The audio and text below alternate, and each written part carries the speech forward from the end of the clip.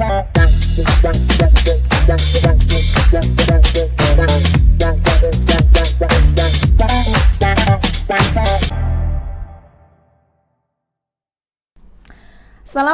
warahmatullahi wabarakatuh. Selamat pagi pemirsa semuanya. Kembali lagi bersama saya Intan Firdausi dalam podcast Ruang 1, podcast inspiratif dari sekolah untuk kita semuanya. Pada kesempatan hari ini kita sudah kedatangan bintang tamu, yaitu Bapak Abdul Aziz SAG MPD. Beliau adalah seorang guru bahasa Arab dan juga menjabat sebagai Wakil Kepala Madrasah bidang kurikulum. Selamat pagi Pak Aziz. Ya, selamat pagi Bu Intan. Sehat Pak Aziz ya hari ini? Alhamdulillah sehat ya. Alhamdulillahirabbil alamin. Pak Aziz, ini kita hari ini mau ngobrol-ngobrol sedikit nih Pak tentang digitalisasi madrasah dan juga digitalisasi pembelajaran yang ada di madrasah kita nih Pak. Menurut Bapak ini digitalisasi madrasah di MTS Negeri 1 Klaten itu sudah ada sejak kapan sih Pak? Ya, kalau berkaitan dengan digitalisasi madrasah, sejak Kementerian Agama mencanangkan berkaitan dengan madrasah digital, ya, itu paling tidak sudah sejak 2 tahun yang lalu, ya, itu 2 tahun yang lalu. Ya, 2 tahun yang saat lalu itu sudah didengung-dengungkan. Itu saat corona itu baru merintis mulai, kemudian sejak 2022 mungkin ya 2022. Sudah ditekankan untuk di digitalisasi madrasah gitu, dan sejak itu awal diadakannya pelatihan untuk digitalisasi madrasah tersebut ya. Oh iya. Ya. Untuk ini Pak, terkait pembelajaran ya Pak ya. Kan sejak corona itu sendiri mungkin awal kali ya Pak ya, itu kan hampir semua sekolah itu kan melaksanakan sistem pembelajarannya secara daring ya. Nah, kemudian di madrasah kita sendiri untuk digitalisasi pembelajaran nih Pak ya. Itu apakah sudah sejak dulu sudah direncanakan sejak sebelum corona atau saat itu tadi Pak, saat tahun 2022 itu tadi Pak? Ya, sebenarnya sudah mungkin lama sudah ada embrio untuk pemikiran untuk madrasah digital ya.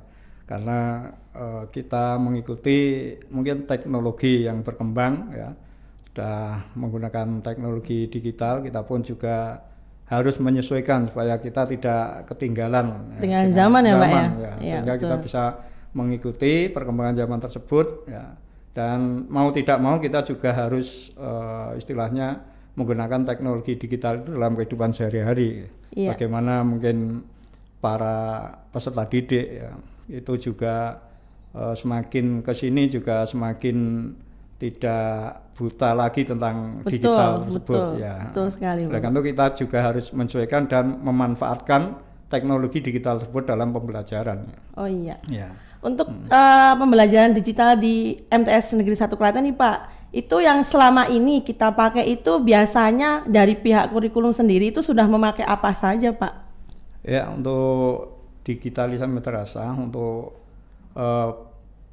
hal-hal yang mungkin kita gunakan itu kita sudah mungkin di awal-awal itu kita menggunakan yang sederhana mungkin dari Google Form dan selanjutnya itu bisa kita gunakan. Kemudian mungkin untuk saat ini sudah semakin berkembang untuk platform-platform yang pembelajaran yang bisa kita gunakan dalam kegiatan belajar mengajar ya. Jadi semua guru atau beberapa guru sudah mungkin banyak yang menggunakan platform-platform pembelajaran yang berkaitan dengan kegiatan belajar mengajar di MTS 1 ya. Ini Pak, terkait dengan penting atau urgensinya untuk pembelajaran digital nih Pak bagi madrasah kita itu, kalau menurut Bapak nih sebagai Wakil Kepala Bidang Kurikulum Pak ya, seberapa penting sih Pak pembelajaran digital itu?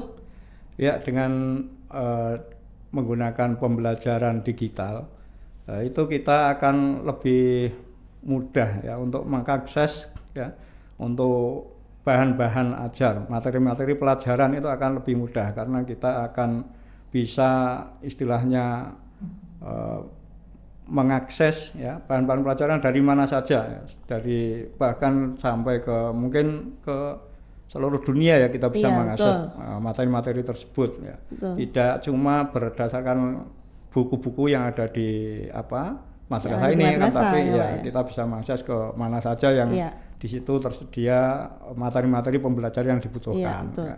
Berarti untuk penggunaan tadi penggunaan platform belajar digital itu tadi, berarti hampir semua guru Pak ya di madrasah kita tuh sudah memakai ya Pak ya?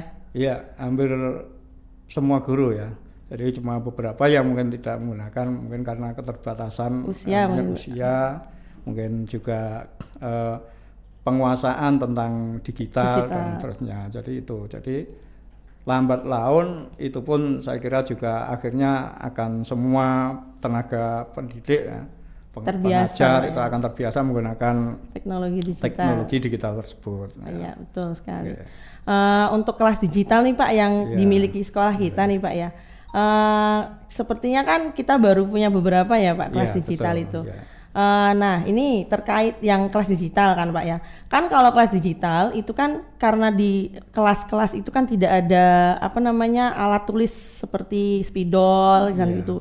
Kan tidak ada Pak ya. Kan diganti dengan smart TV ya kan Pak. Smart TV. Nah itu untuk pembelajarannya siswa sendiri Pak.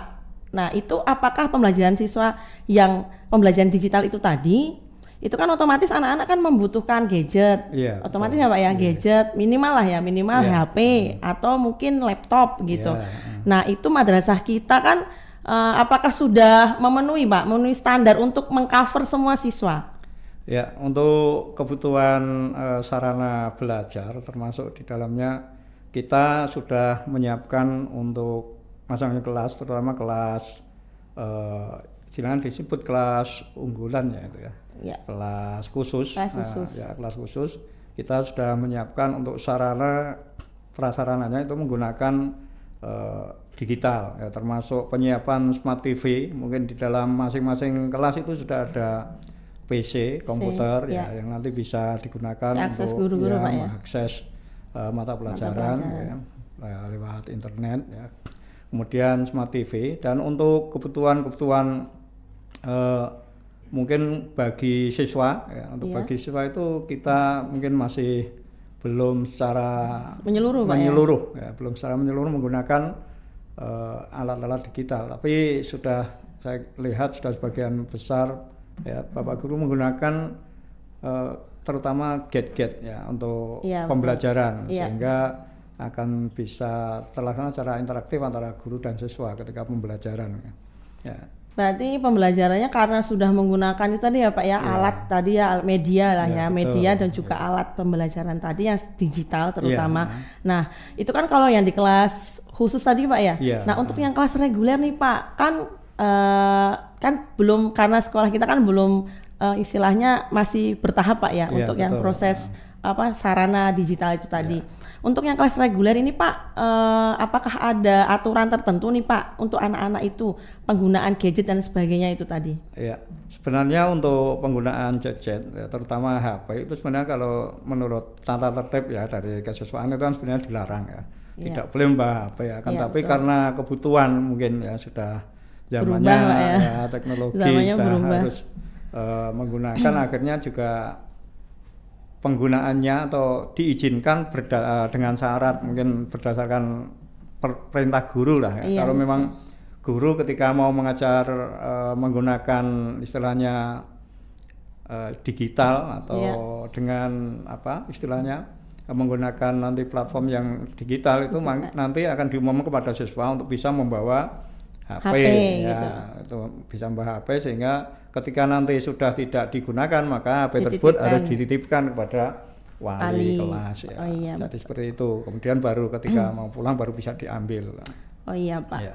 Berarti secara umum berarti kan para peserta didik di madrasah negeri Madrasah Sanawiyah Negeri 1 Klaten itu sudah menggunakan teknologi digital dalam pembelajarannya juga ya Pak ya. Selain daripada gurunya itu juga yang sudah menyiapkan materi ya Pak ya. Nah ini Pak, kalau berhubungan dengan kedekatan nih Pak, kedekatan antara siswa dan guru dengan adanya teknologi digital itu tadi dalam pembelajaran, apakah berpengaruh Pak itu nanti? Ada pengaruhnya nggak sih Pak? Saya kira juga antara kedekatannya itu tadi.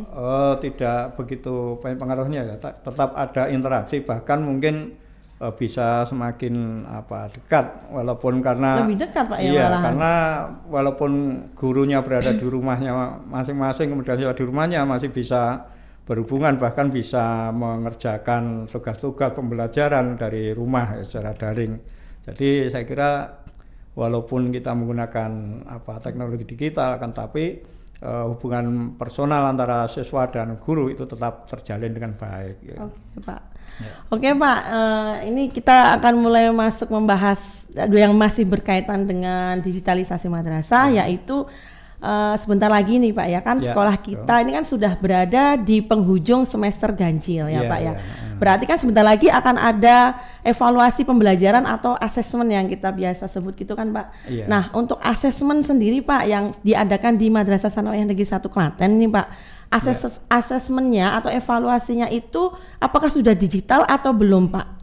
Ya, untuk asesmen yang dilaksanakan di MTS 1 Klaten ini sudah menggunakan asesmen digital ya, daring. Jadi tidak menggunakan kertas lagi. Ya. Jadi kita paperless. Ya. Semuanya Pak ini? Iya, sudah semuanya menggunakan daring digital ya. Jadi sudah kertas sudah kita tinggalkan, mungkin sudah 2 tahun yang lalu ya. 2 tahun yang lalu kita sudah menggunakan kertas. Oh iya. Tidak menggunakan kertas lagi karena mungkin agak ribet ya kalau ribet Pak ya. Lebih praktis kalau kita menggunakan digital daring ya itu. Oke. Nah, ini Pak terkait teknisnya nih Pak ya. Teknis pelaksanaan asesmennya ini Pak ya.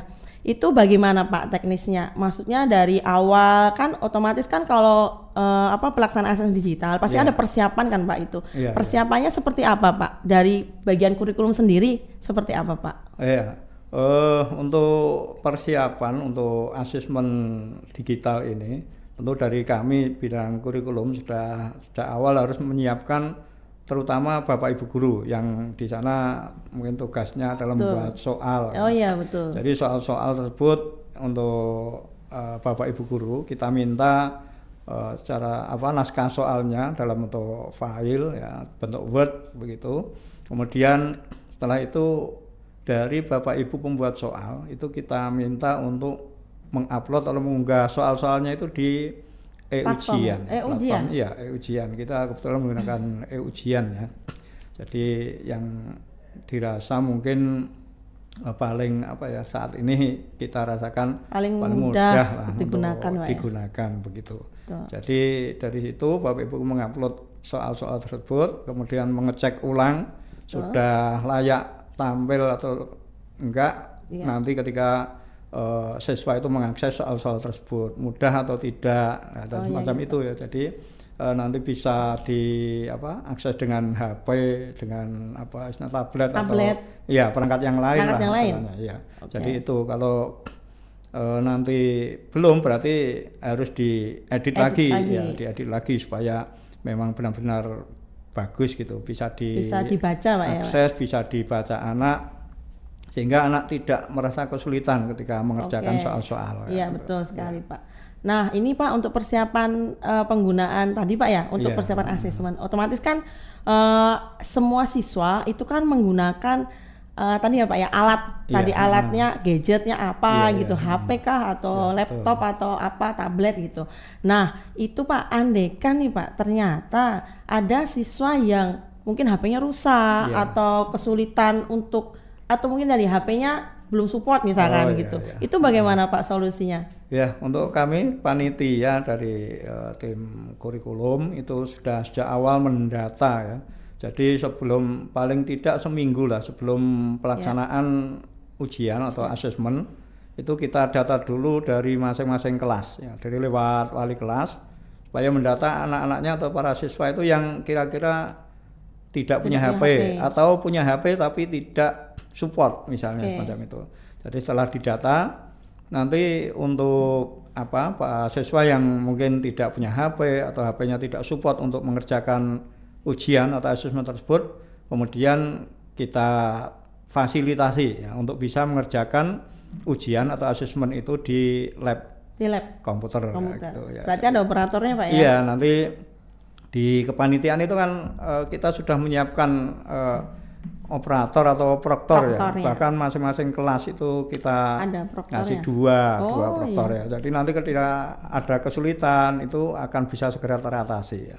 Bahkan ketika kesulitan di kelas itu pun kita juga segera dengan cepat mengatasi kesulitan tersebut ya. Jadi, ya. Gitu, Pak. Baik, kalau terkait ini Pak, mungkin Bapak bisa memberikan petunjuk atau kesiapan apa aja sih yang harus disiapin siswa untuk menghadapi asesmen digital besok itu? Oh iya ya. Untuk para siswa tentu saja harus mempersiapkan diri, terutama berkaitan dengan masalah fisik ya.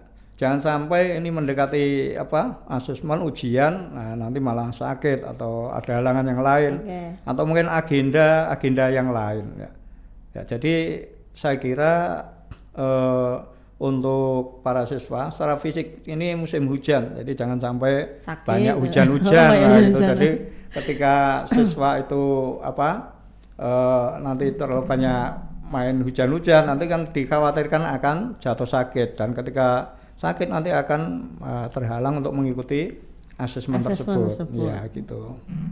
Nah, yang berikutnya ya mungkin persiapan akademik ya, persiapan mental lah. Jadi anak-anak mungkin sejak dini atau satu minggu sebelum ujian itu paling tidak mempelajari pelajaran-pelajaran, mengulang pelajaran lagi supaya nanti benar-benar ketika menghadapi ujian atau soal-soal ujian itu benar-benar siap ya. Jadi itu perlunya belajar atau mengulangi pelajaran-pelajaran yang sudah dilalui ya. Jadi itu. Kemudian saya kira yang tidak kalah pentingnya juga menyiapkan perangkat ujiannya. Jadi anak-anak sebaiknya menyiapkan perangkat ujian atau HP-nya ya, untuk HP-nya itu dipersiapkan. Jangan sampai nanti ketika mengerjakan ujian itu HP-nya drop baterainya misalnya semacam itu. Jadi harus dicas dulu dari rumah sampai penuh misalnya, dan kemudian tidak digunakan kecuali hanya untuk ujian saja ya. Jadi itu mungkin yang perlu dipersiapkan. Kemudian karena ini platform yang digunakan itu ujian ya, itu nanti akan riskan, mungkin ada semacam namanya penalti kalau kalau nanti curang gitu. Ya, curang atau misalnya membuka platform lain ya, itu untuk istilahnya ngepek ya. Ngepek ya. Itu biasanya nanti kemudian akan dipenalti, tidak bisa mengerjakan. Nggak bisa mengerjakan, Pak. Nanti mungkin bisa bahkan sampai ya tergantung kita stylenya berapa menit lah, nanti bisa masuk lagi ke platform ujian tersebut ya. Jadi itu termasuk kelebihan ujian untuk gitu efek jerah Pak ya itu tadi. Untuk efek jerah. Jadi itu akan, tapi ya mungkin ya karena kecanggihan anak-anak ya, kepintaran anak-anak itu kadang walaupun sudah demikian dibuat aturan sedemikian tapi masih juga bisa untuk Pak, ya? Melakukan curang itu. Ya mungkin untuk anak-anak itu kadang lebih pintar dari gurunya mungkin ya. Jadi betul sekali. Anak zaman sekarang Pak ya. Ya, tapi kita tetap menganalisis tentang kekurangan tersebut. Apa yang dilakukan anak itu kita analisis. Oh ternyata caranya seperti ini. Oh berarti kita tanggulangi lagi. Kita carikan cara menanggulangi. Saya kira begitu ya untuk persiapan-persiapan yang harus dilakukan siswa anak menghadapi ujian digital ini. Baik Pak. Nah ini Pak terkait kendala itu sendiri Pak ya, kendala dalam pelaksanaan asesmen itu nanti Pak. Apabila nanti ditemukan misalkan ya tadi salah satunya kan kecurangan nih Pak ya, otomatis kan dia terblokir nggak bisa mengerjakan dan sebagainya, atau mungkin gadgetnya, HP-nya lah atau tabletnya itu nanti kehabisan baterai, atau mungkin kehabisan kuota internet mungkin Pak. Nah itu nanti dari panitia asas nanti gimana Pak itu nanti? Ya. Kita tadi dalam kepanitiaan sudah menyiapkan proktor ya. Jadi tugasnya proktor itu ada koordinator itu nanti di pusat informasi pusat informasi atau di lab TIK yang mengendalikan jalannya ujian itu. Kemudian kita juga ada proktor yang nanti akan mobile ya. Mobile itu istilahnya keliling ke kelas-kelas atau ada posnya lah di masing-masing koridor kelas-kelas itu ya. Jadi nanti ketika ada permasalahan di kelas itu dari pengawas ujian yang ada di kelas itu nanti akan minta tolong atau memanggil dari proktor yang ada di pos di luar kelas tersebut, sehingga nanti akan bisa membantu menyelesaikan permasalahan yang dihadapi anak, baik itu berupa permasalahan alatnya ya, HP-nya atau berkaitan dengan teknisnya, mungkin anak kesulitan ketika mau mengakses, itu nanti akan dibantu oleh proktor tersebut ya. Jadi nanti kira-kira ada tutorialnya nggak sih Pak itu nanti? Ya nanti itu nanti akan kita buatkan tutorial ya untuk terutama berkaitan dengan login dan seterusnya ya. Nanti itu di-share Pak ya? Ya akan di-share lewat wali kelas biasanya ya, jadi itu ya. Baik Pak. Nah ini Pak, tadi Pak ya kan kita sudah bahas tentang persiapannya asas, kemudian sampai ke teknis pelaksanaannya kan gitu. Betul. Nah itu nanti berarti untuk konversi nilainya nih Pak sekarang kan ya Pak ya. Kan kadang-kadang kan anak-anak itu kan kalau ngerjain ujian nih Pak ya, karena mentang-mentang ujiannya kan digital, tinggal pencet-pencet gitu kan Pak ya. Kadang kan gitu. Ada ya kita nggak bisa mengeneralisasi anak-anak sih memang, tapi kan kebanyakan seperti itu. Jadi sudah disiapkan soal sedemikian rupa banyak gitu kan, berhari-hari mungkin. Nah kemudian mereka ngerjanya cuma 5 menit, 10 menit udah selesai gitu loh Pak. Nah itu mungkin bisa Bapak kasih sedikit gambaran nih Pak terkait konversi nilainya nanti Pak. Nah untuk anak-anak itu agak lebih serius untuk mengerjakan ujiannya Pak. Ya, untuk berkaitan dengan cara mengerjakan anak, saya kira baik itu dengan kertas ataupun cara daring atau digital, saya kira sama ya. Sama Pak ya? Sama saja. Dengan kertas pun juga anak bisa cepet Pak ya? Iya cepat, langsung melingkari lah karena nggak mau mikir gambarnya, nggak mau berpikir atau tidak siap belajar, itu kan juga bisa saja melakukan hal yang sama ya, cuma kalau pakai kertas mungkin ya agak lama karena harus nulis ya Pak ya, harus melingkari dan seterusnya. Tapi kalau mungkin menggunakan HP itu kan tinggal notang-notol gitu kan sudah cepat gitu kan, lebih cepat. Akan tapi kalau berkaitan itu tadi kan mungkin salah satu bentuk pesimistis mungkin guru ya atau direwangi misalnya buat soal seperti ini sampai berhari-hari tapi mengerjakannya cuma 5 menit. Ya, kita ambil saja baiknya lah kita. Ambil baiknya. Karena banyak siswa ya, tentu saja banyak siswa itu yang mungkin mempunyai karakter yang sungguh-sungguh, pengen berprestasi dan selanjutnya yaitu. Saya kira kita berpatokannya kepada yang itu. Kita melayani yang mungkin pengen bersungguh-sungguh ya, mendapatkan nilai yang baik dan terusnya ya. Jadi jangan pesimis, kita optimis saja lah. Masih banyak siswa yang beringinan baik kan begitu ya. Betul, Pak. Tetap berusaha. Jadi hasil belajarnya itu memang benar-benar mau diterapkan dalam pelaksanaan tes ujian tersebut ya gitu. Betul. Ya. Baik. Nah, ini Pak satu lagi terkait ini Pak ya. Tadi kita bahas sudah sampai ke evaluasi selesai nah itu nanti dalam proses penarikan nilai itu sendiri Pak ya. Nanti setelah selesai asesmen itu kan otomatis nilai kan sudah masuk kan karena kan digital Pak ya, sudah terkonversi. Nah, itu nanti akan ada remedi atau tidak Pak? Ya, nah itulah kelebihan untuk pelaksanaan asesmen digital ya. Jadi kita akan bisa lebih cepat untuk mengakses hasil dari ujian tersebut. Kalau mungkin menggunakan kertas kan kita koreksi dulu bahkan sampai berhari-hari ya.